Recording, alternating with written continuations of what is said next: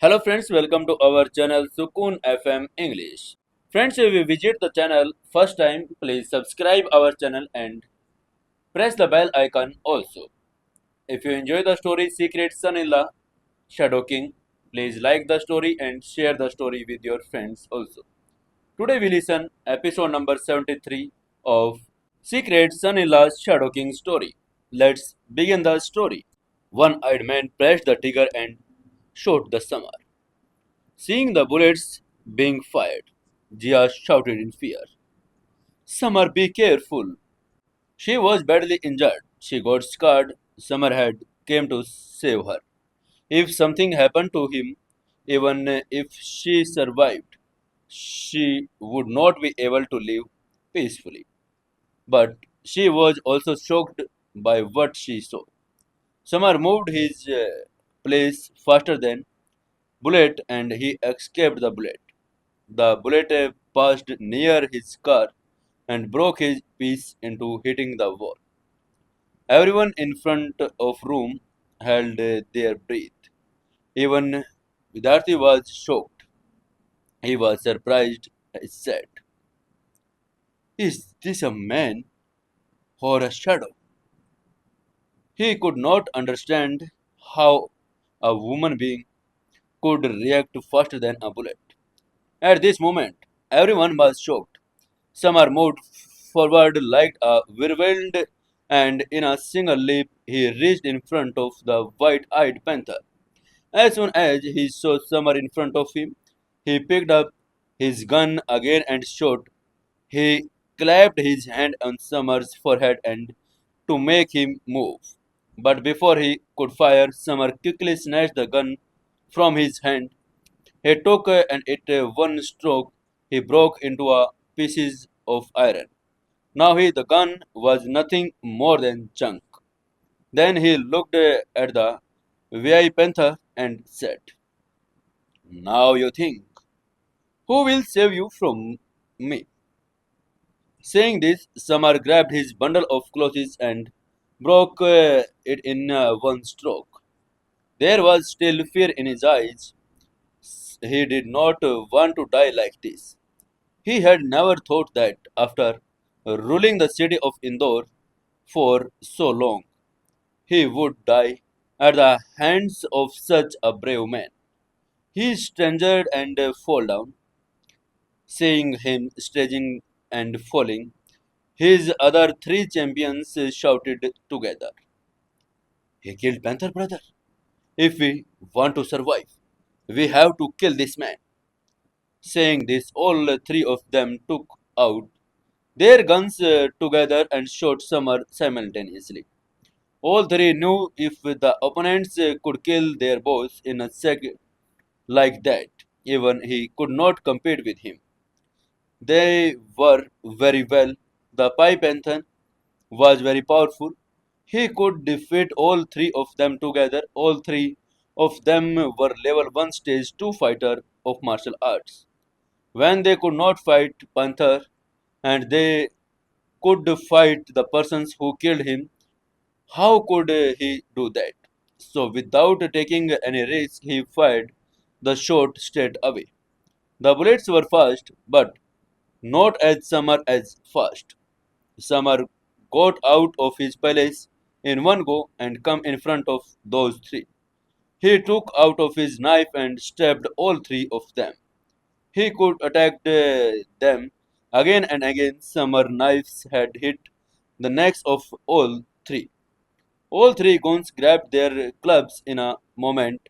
All three fell on the ground. Blood started flowing from the pit and spread all over the ground. Jia was stunned to see all this. She watched the real power of the summer for the first time. But then an injured man who was hiding till now stood up strangely and shouted, "Wait, I have a bomb." He lifted the shutter and the bomb was thrown all over his body. Explosives were loaded and he had the trigger of the detonator in his hand.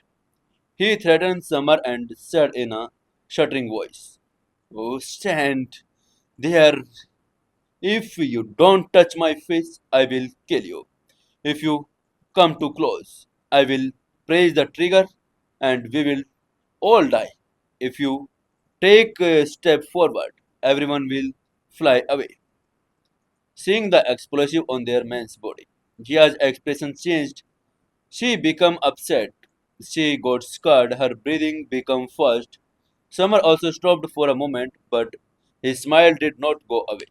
Clearly, he was not afraid of that man's threat. He just smiled coldly, was smiling with him. He looked at that man and said smilingly, "You know, playing with death is my hobby." Saying this, Summer jerked his head, and next moment a shining blade appeared. He went and them threw the blade in the air, and the blade went straight through the chest of the injured man. A stream of blood spurted out, and the man fell to the ground. His eyes were open, even as he died, because he did not understand that death could come too quickly. Just before he died, only one thought came in mind, that the young man was a demon. It was very scary. The speed of the blade was faster than a bullet. Summer killed all the five booms is no time, but he did not even get a scratch on them. There was no injury. Forget about scratch. These three could not even touch him. Summer breathing was steady. He wiped the blood from his knife and Zia's robes. Zia expresses her gratitude and said to him, "Thank you very much, Samar, for saving my life." Her eyes were filled with deep thoughts. She once had hated the man in standing in front of her. She thought that he was a bad person, the man in a gown who was no shame. Now he realized how much he was good.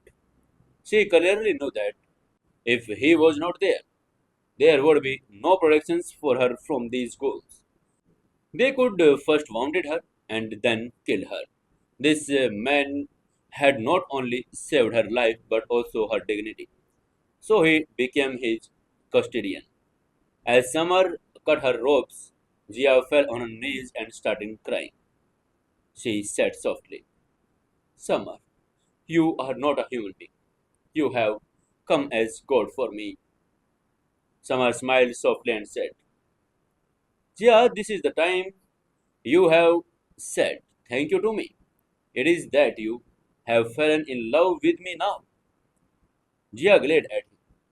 Even every time she saw Summer, she felt jealous. She thought of him as a goon, rude and careless. Now she had to thank him even for Zia's herself. It was strange, he said to herself. This bastard. First of all, he himself has got a female in his heart.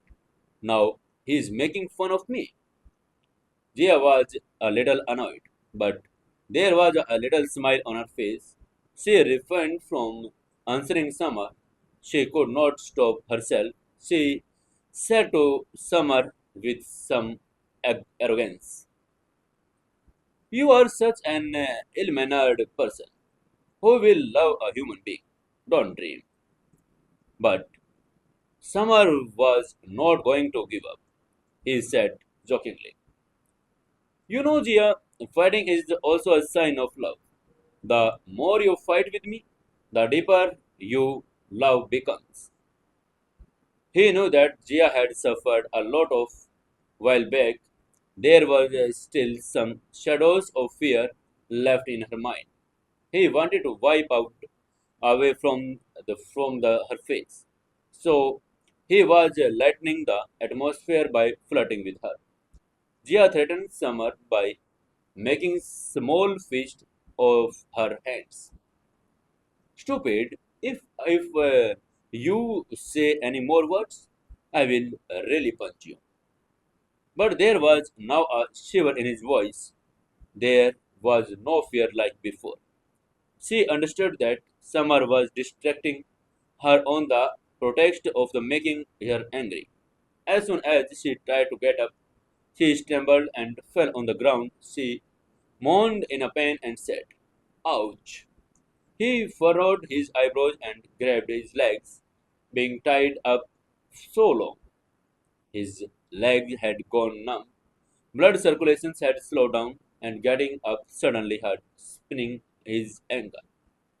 Samar extended his hand towards her with concern and said with a smile, "Jia, wait, I will help you." Jia immediately refused and said, "No, I will do it myself." Her voice became a little louder. It was there, but the irritations in it was clearly visible. Summer smiled. He knew that Zia wanted to show herself as strong, but the truth of the pain was not hidden. Zia started caressing her legs slowly, but it was obvious that the pain was beyond her tolerance. Her fair legs were still trembling slightly. Summer said in a serious tone, "Your ankle bone has dislocated a bit. That's why it is hurting so much. Let me do it. I will know how to fix it." Jia asked doubtfully, "Are you a doctor as well?" Samar widened his arm and said to himself, "Yes, the whole world, number one doctor." Jia shook her head in disbelief and said, "Stop talking nonsense. Such experienced doctors are usually 50, 60 years old. As you are more than that," Samar replied smilingly. "It is not by age, it is by the courage. Just give me 2 minutes. If I am not able to do it right, then let me know." Jia kept staring at him for a while.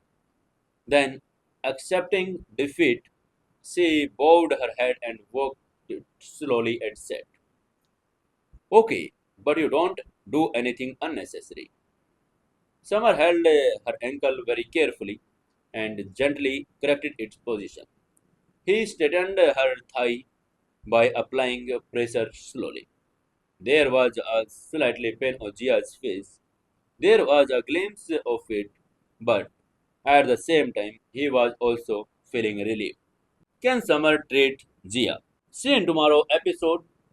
Stay tuned with Sukun FM English.